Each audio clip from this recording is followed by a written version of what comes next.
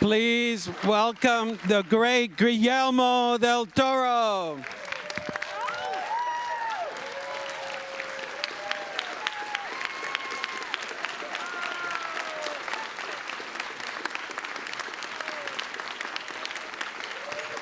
Thank you, thank you. I'm very happy to be in Cleveland. Oh my goodness, Guillermo, what a pleasure, what an honor to have you here. A pleasure, and him.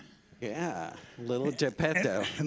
When I introduced the film, Guillermo, I mentioned that you're pushing animation into the place where it belongs as art. You know, it has been delegated as family entertainment, but it is an art form. And when I watched the film, I was blown away by the fact that you make these subtle adjustments, like animating silence, where characters listen to each other. We watch them stumble. You know, can you tell us about those? Yeah, look, when I've been working on film for 30 years, and the only thing I've learned is your last film could be your last film. And I think it's really, if you go at it and say, you know, I'll get it, but if I fail, I'll get it on the next one, you can't. So I do everything 110%. And what I said, how can we push? I've been doing animation all my life. And in fact, since you were a little kid, I was a little kid. I taught animation. I had a company that did makeup effects and animation for 10 years. And I was going to start before Kronos with a clay animation movie called Omnivore. We built over 100 puppets in clay. And one night we went out for dinner and to see Viridiana, Buñuel's movie. And when we came back, the studio has been burglarized. And they had crushed every puppet because they didn't find anything of value. Crushed every puppet. We had done the wire frames, the sculpture, everything.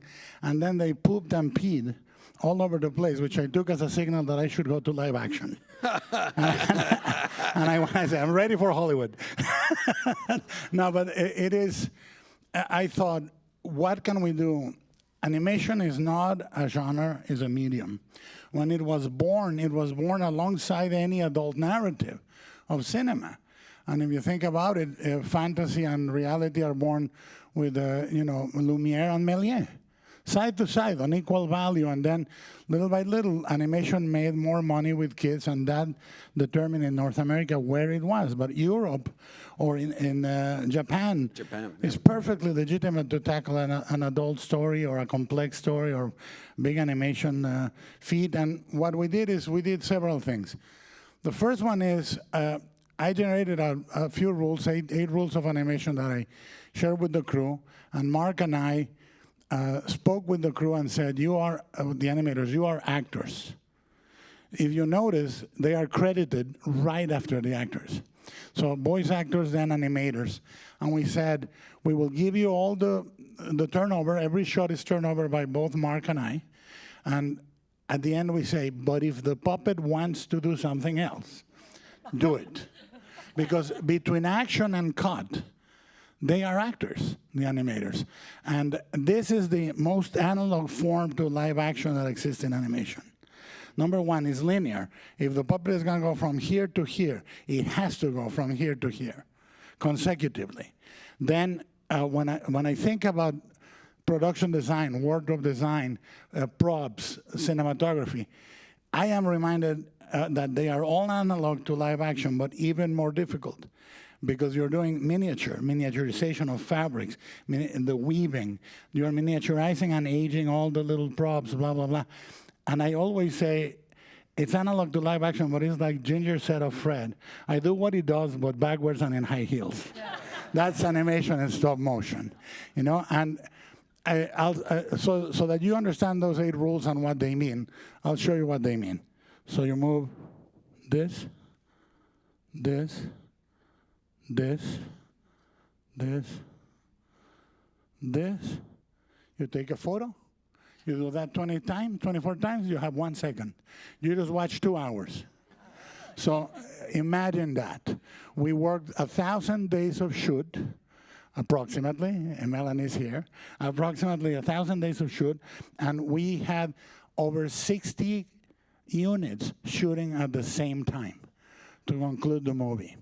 So that said, then the rules are very simple. I said, we are going to animate failed acts and unnecessary movements every day. Why? Because look, if I sit down and it takes And you 3 adjust moves. yourself. It's 3 moves, 4 moves. In animation, normally it's all smoothed out. They sit, the cup is facing the right way with the coffee. Here you sit and you turn the coffee cup, you grab the handle and you drink. That means 4, 5, 6, 7 hours more of animation time, but it gives you reality. My favorite moment that you may remember is when he comes into the abandoned arena where the circus used to be, and he tangles with a balloon. And he kicks it and it gets tangled and he pushes it. That looks like an actor doing an improv, but we had to rig the balloon. We had to rig him. We had to prepare everything for him to interact. So it's a mistake or an improv done 24 frames a second. Then the other thing is animation has 2 things that I don't like. Normally when it's done for kids, by the way, it's not done for kids, it's done for fucking parents. And the worst type of parent, you know? The parents that want to child-proof the entire world so their kids don't get electrocuted in the outlets. And I say, the world is the world. You cannot child-proof the world. And experience comes from that shock. At any rate, when it's on like that, it's over-animated. Everything is hectic. Everything is hip and cool.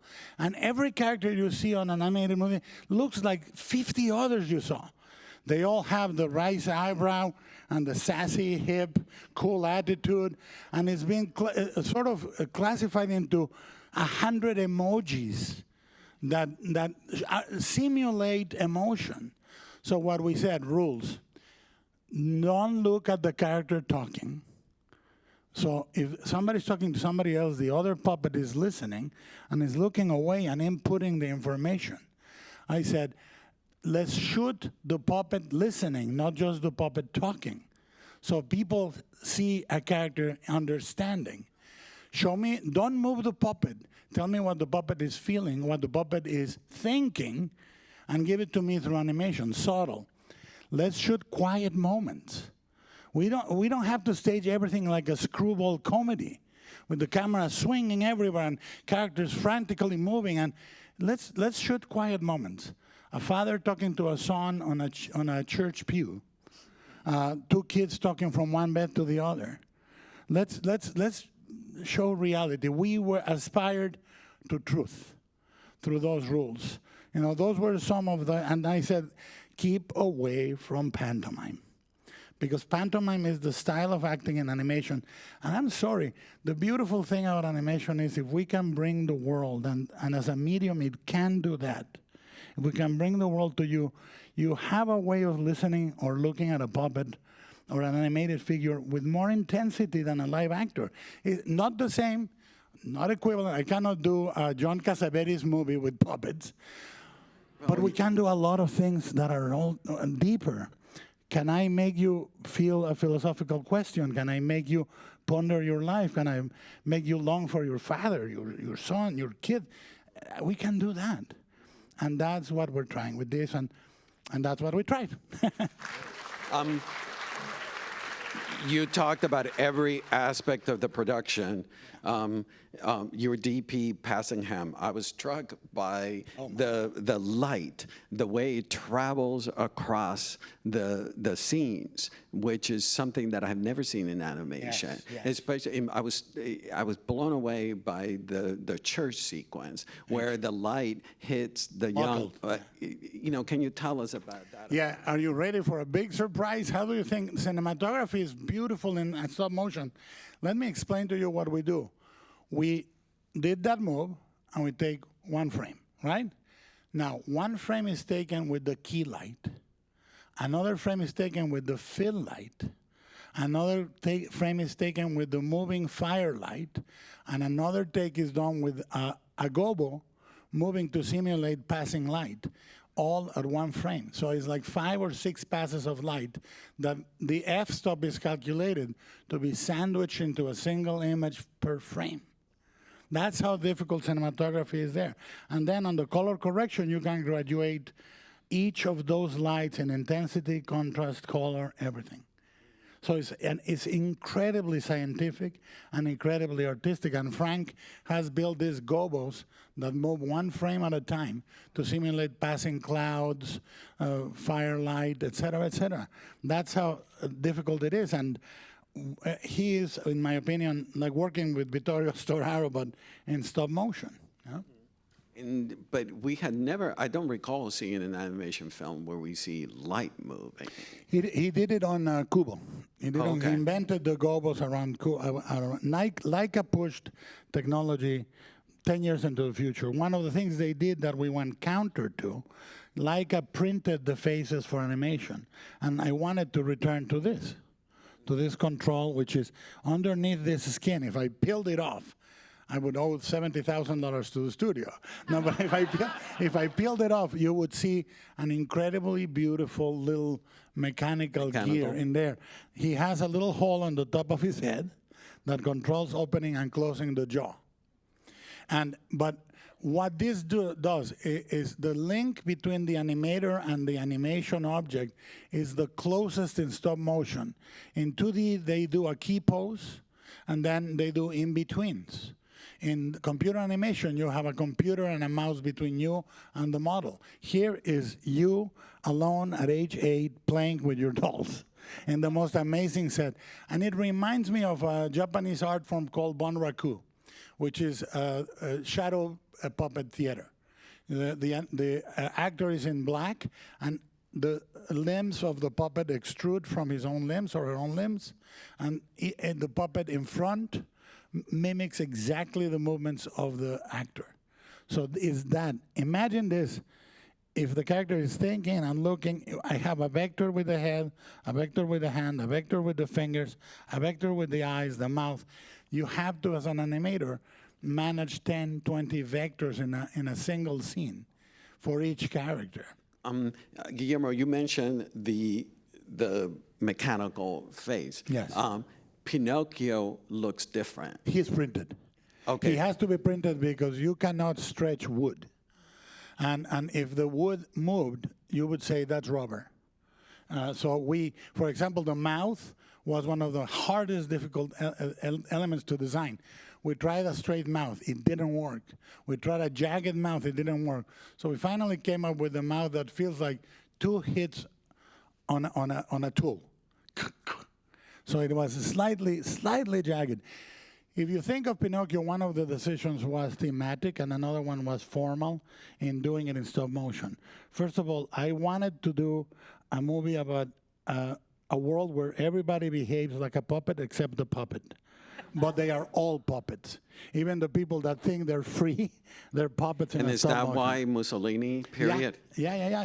I wanted fascist Italy because I think this is a Pinocchio that doesn't talk about the past, it talks about now. And the most urgent virtue we have is disobedience. We have to be disobedient to make this world survive. And I wanted to make a movie where disobedience is the virtue, where Pinocchio doesn't have to change to be loved. He can be loved exactly for who he is. And everybody that in the traditional Pinocchio teaches Pinocchio what to be is the ones that learn from him. Is that why he doesn't become a man? Exactly. Why should he? Why can we not be loved made of the wood we're made of? I wanted stories of fathers and sons that reflected my story as a father and my story as a son. And I, as a son, I was unable to see my father as a person. It was a shadow in my life that I interpreted as something more than human, for good and bad. And I only reconciled his stature as a human as he neared his death. And as a father, I got the worst reviews than ever in a movie from my kids being 16 to 21. They give you the reviews as a father, and believe me, Rotten Tomatoes for parents would be a disaster. But I learned what I was doing wrong.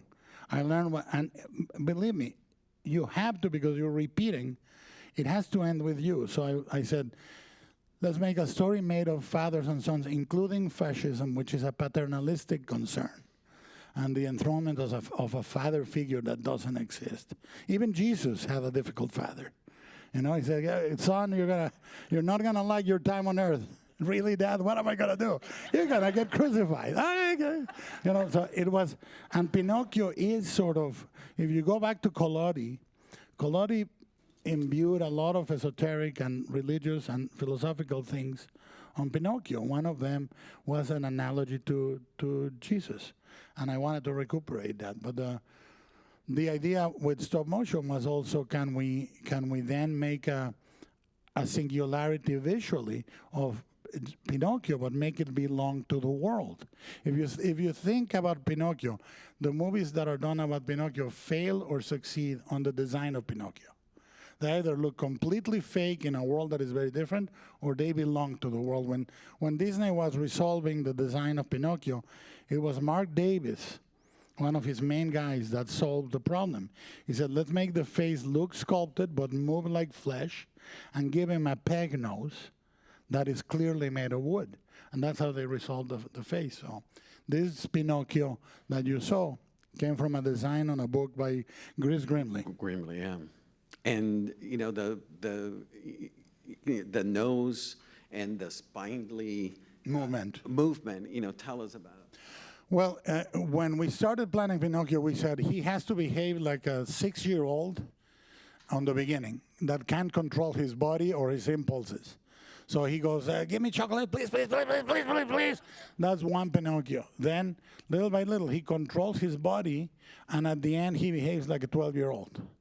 So the animation adjusted through the ages of Pinocchio, you know, and the look was so important because it was a feral, more primal, almost like an elemental Pinocchio. And when I asked Chris Grimley, we started developing this movie, talking about it in 2004. We were ready for Hollywood to say no in 2007 or 8. And for more than half my career, about 16 years, I've been pursuing this movie. So it took all that, and everybody, thank you, everybody said no. Everybody, including some people in this room, I'm sure. And only Netflix said yes. And it was because I did an animated series was 3 series, Tales of Arcadia, and I directed some of the episodes, and the relationship had been perfect. And I needed, every time they said, is it for kids? I said, it's not for kids, but kids can watch it if their parents talk to them. You know, because I think it's a beautiful instrument to talk about life. If you're a kid, you're gonna need to have a chat about death at some point. It's either Peanut the hamster dies, or you watch my movie. This is a much easier conversation. Yeah, tell us about emphasizing the wooden origins of Pinocchio. Well, the idea, the 2 first ideas when I talked to Chris early on was, let's make it a story about something that grows out of the loss of the kid. And the second one was the Mussolini encapsulation of time, you know? And I thought they were related and they were interesting because Geppetto prays for a miracle and gets one and doesn't recognize it. I thought, what if a man prayed for his son back, got his son back, and rejected him? Isn't that a more interesting story to tell than the normal Pinocchio? And I wanted Pinocchio to land the way he would land. If a wooden puppet walked in here, believe me, it wouldn't be easy. And I wanted people to say, it's a demon, it's horrible, take it away, what is it doing? And to land really as an anomaly. So that had a lot to do. The movie is of a piece with most of my movies, Shape of Water, The Devil's Backbone, Pan's Labyrinth. Kronos. You know, Kronos, the main character is Geppetto. Federico Lupi, you know? But these are concerns that I have, and I wanted the material wood to do things that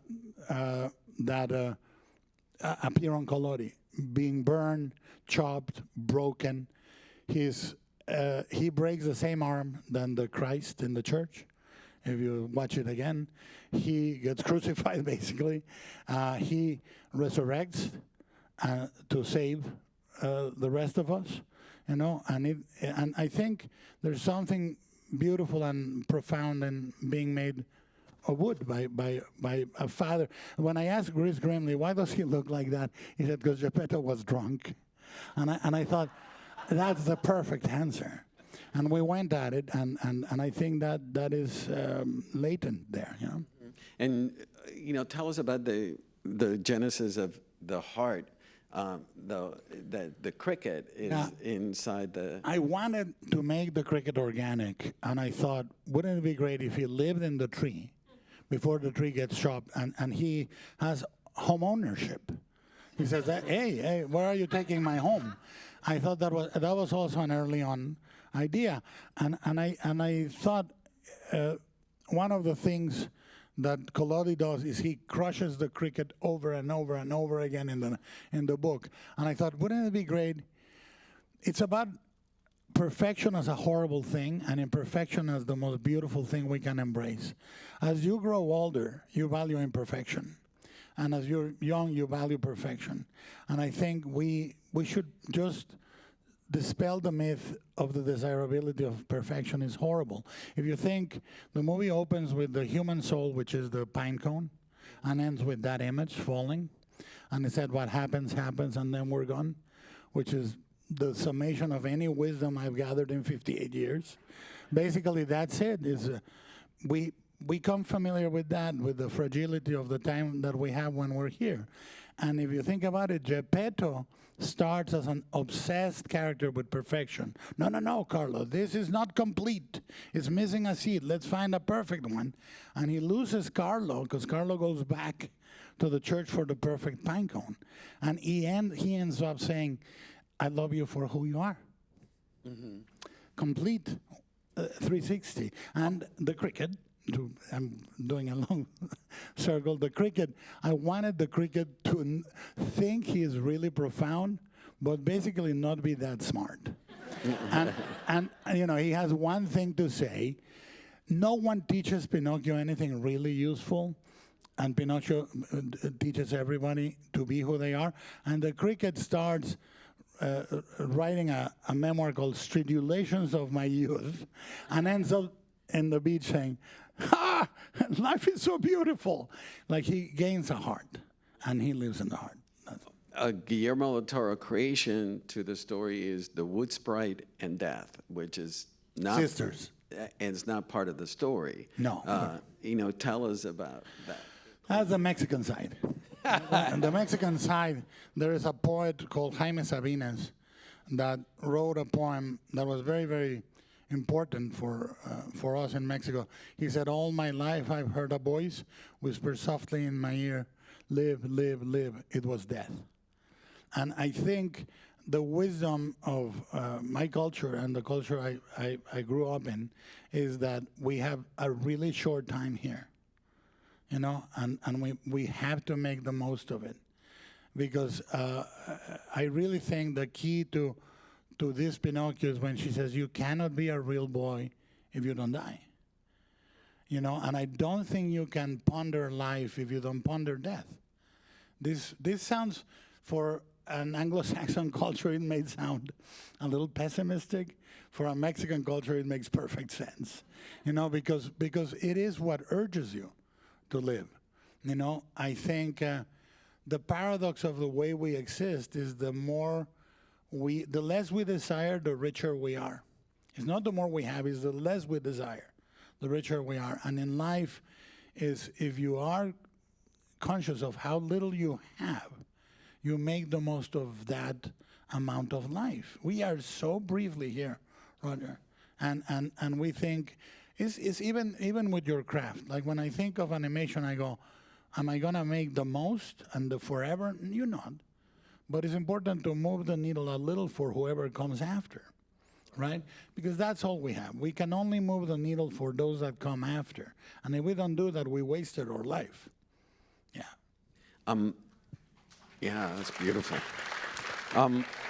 I want to ask you about Spazzatura. That is vocalized by the great Kate Blanchett. And, tell us about coming up with Spazzatura and then also asking what the greatest actor of our time. And as she's vocalizing. Yeah, well, we were shooting Nightmare Alley, which if you haven't seen, you're not alone.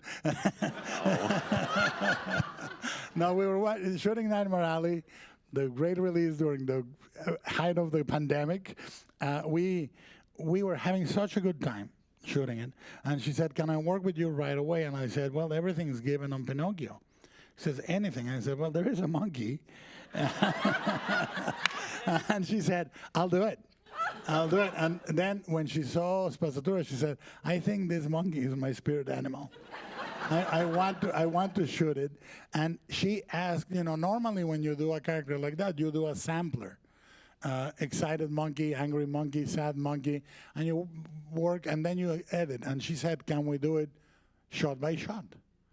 And she did it shot by shot, and she would say, what is the monkey saying? And I would say, well, he's saying this. I goes, let me try this. And the thing that is very, very hard to fathom with Kate is she is one of the greatest actors of all times. She's incredible at her profession, but she's funny. She's so damn funny. So she tried everything, and she voiced the monkey and the puppets of the monkey puppeteers.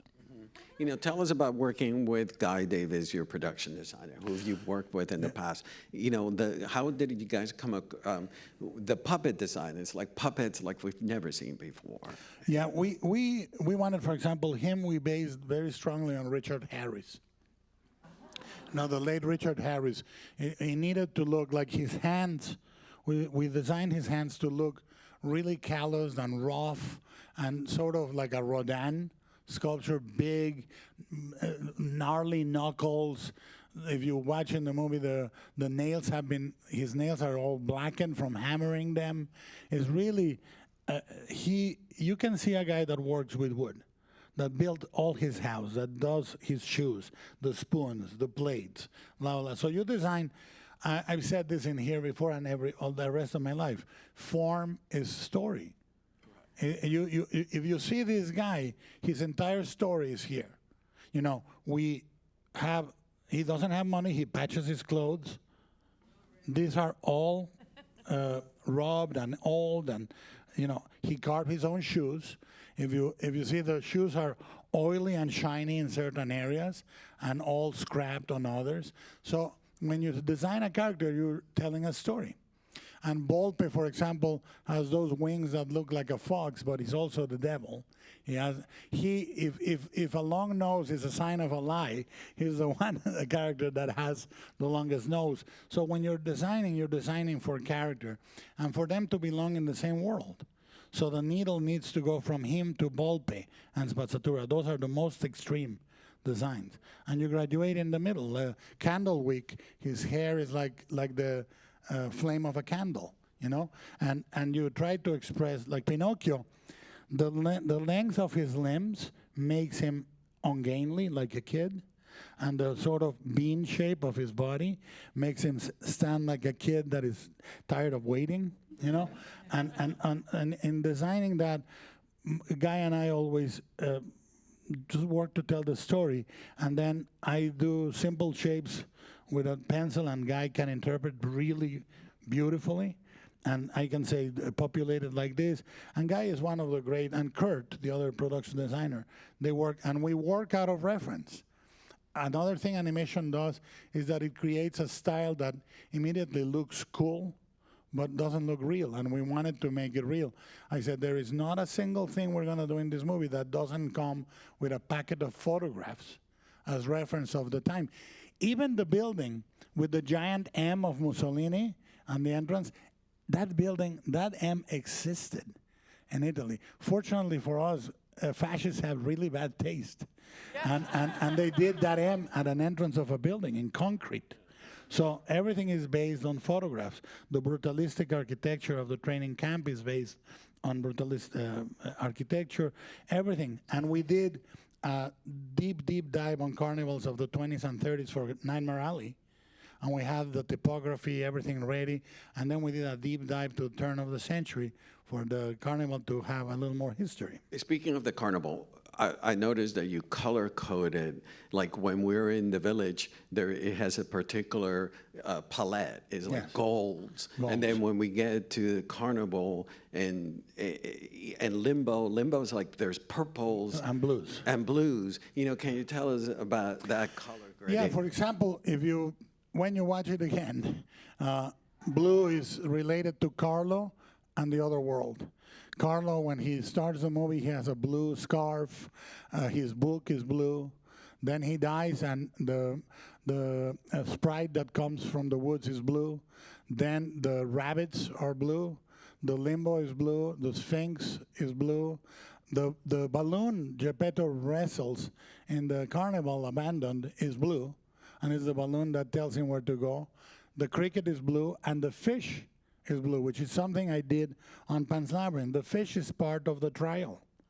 The fish is put there to bring them together. So everything that is linked to that is blue. Red comes with danger, war, and death.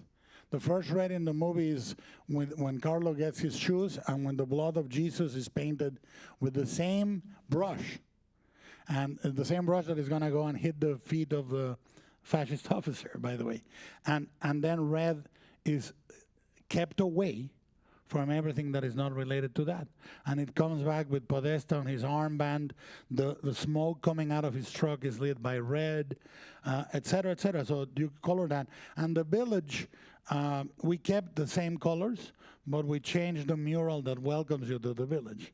The first mural is about the Harvest Festival, and the second is Mussolini, and the third one is the puppet theater, right when you enter an establishing on the town. So by color coding everything in the same colors as Pinocchio, which is wood and sepias and goldens, he feels of a piece in the town, but doesn't feel as organic in the carnival or as organic in the fascist youth camp.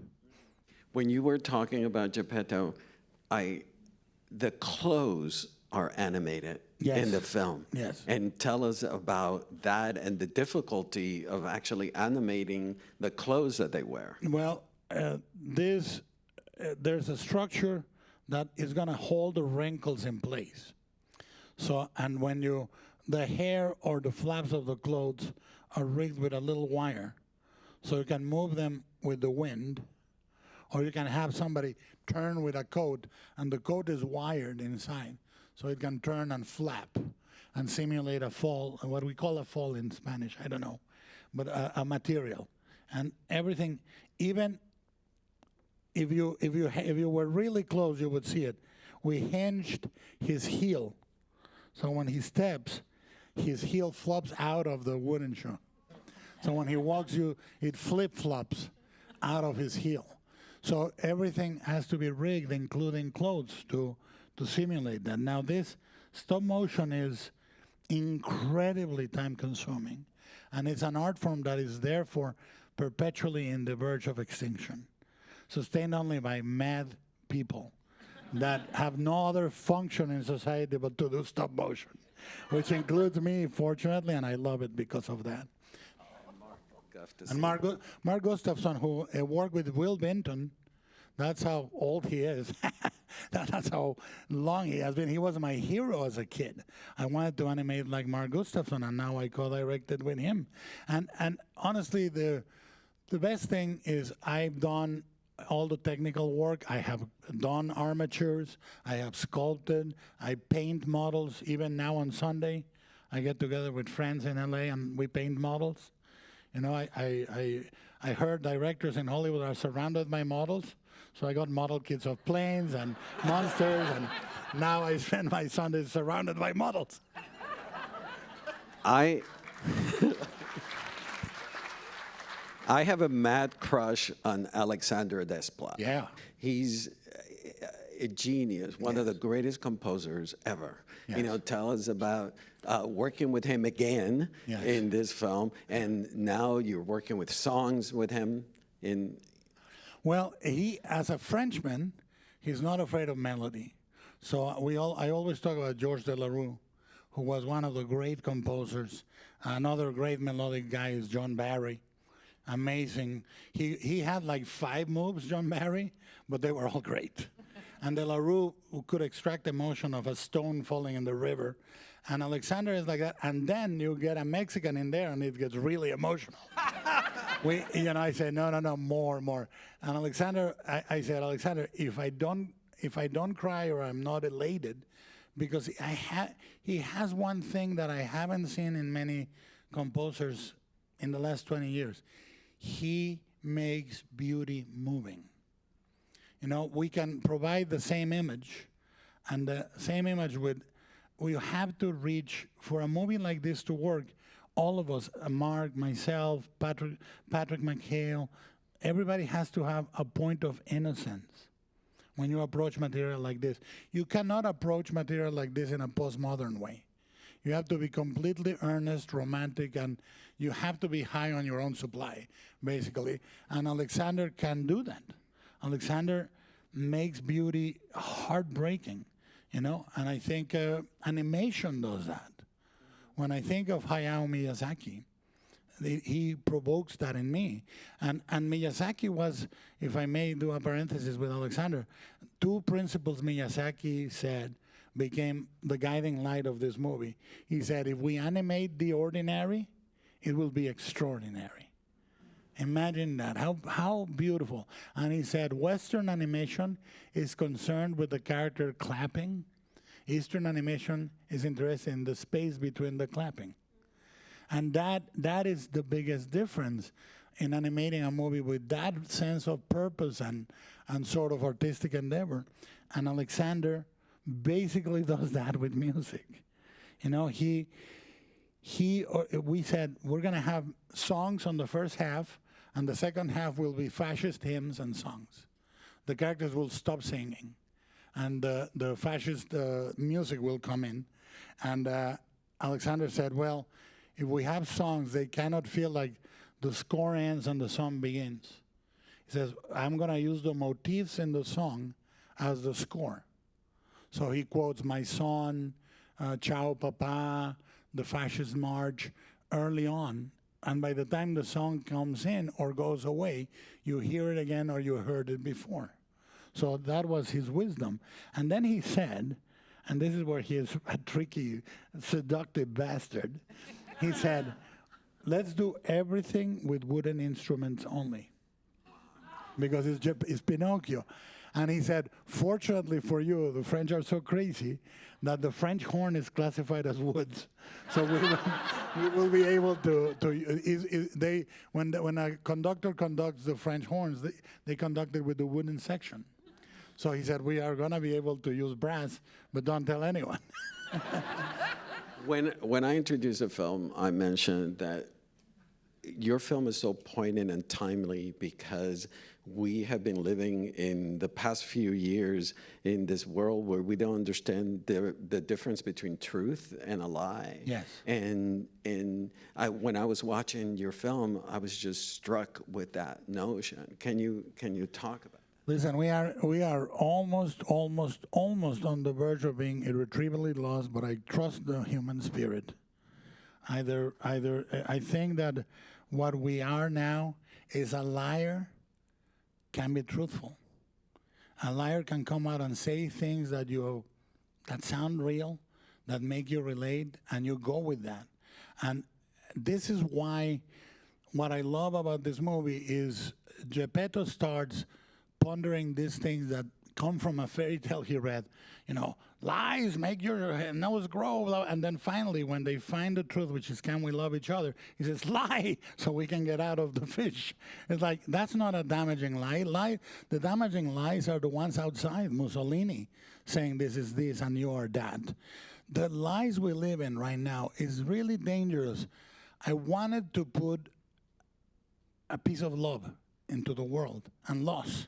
That's what I wanted to do with this movie. Life, loss, and love, because we need it, because we are not separate from each other. That's the biggest lie. And if you look at the last 10 years, we have been divided steadily, so we don't trust each other. you are the enemy, you are the other. And I felt this Shape of Water is about that, this is about that. I just feel, can we learn to look at each other again? And the illusion is that we're divided. The truth is we're not. That's the simplest truth. We are not. And if we go to hell, we all go, and I do not mean in the Catholic sense. If the world goes to crap, it goes to crap with all of us in it. And that's so urgent for me. Hatred will solve nothing. And fear will solve nothing. And love solves everything. And I know this sounds really corny, but it isn't. It's that simple. And it is, love and truth are one and the same. And they're both hard to take. They're both hard to take. And lies is the difference between an ideology and an idea. An idea comes from your experience and your spirit and your soul elements. And even if it's the wrong idea, you will learn and grow from it. But an ideology serves nothing. And you are told a pre-digested thing that you must believe. And if you don't disobey ideology, you will never have a sense of self. This is why Pinocchio needs to disobey in the hardest structure to disobey, which is show business and fascism. One is tempting, the other one is simply uniforming. I mean, when you are told something is true, and that's why Pinocchio asks the questions, and Geppetto is not equipped. One of my favorite moments is he says, why do they like him and not me, right? And Geppetto tries to explain, and he can't, and he goes, ready for school? he has no guidance to offer. And I think we must ask questions of everything, and we must accept love, and we must be disobedient. Those are things that are urgent right now.